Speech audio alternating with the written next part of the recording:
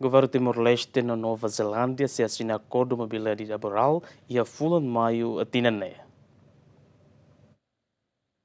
E a fulan fevereiro liuba, equipa técnica Rússia Timor-Leste na Nova-Zelândia, a discussão técnica com a mobilidade laboral, bolocacina acordo de Haruka Timor-Leste serviço e a Nova-Zelândia. Diretor-geral CFOP Carlito Rosário Ateten, equipa técnica Rússia Nova-Zelândia foi na tempo para o Governu Timor-Leste e a fulan abril nilaran, delegação Rússia CFOP atual visita para Nova-Zelândia, onde observa fato em Siranebe trabalhador sira tuhalau serviço, no e a fulan maiu bele estabelece acordo. Fulan maiu nene laran excelências que está se fope honi equipa aí se bahalo visita ya nação Nova-Zelândia também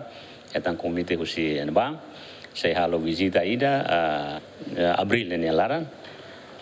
molok asina akordu né também precisa hare condições né terreno o insa itania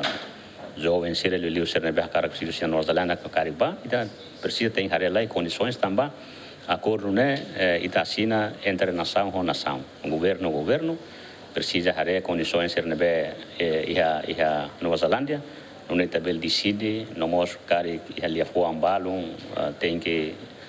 considera iha acordo nasik não é nação rua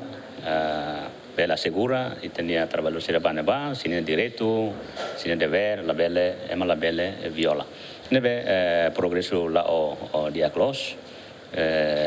per plano dia 24 será excelência a equipa ida se vai visitar Nova-Zelândia durante a semana ida nessa né are condição em terreno depois nehoto e fulan per plano fulan oi mai fulan mai nilaran sene belona halo sina acordo né não é tabela implementa ona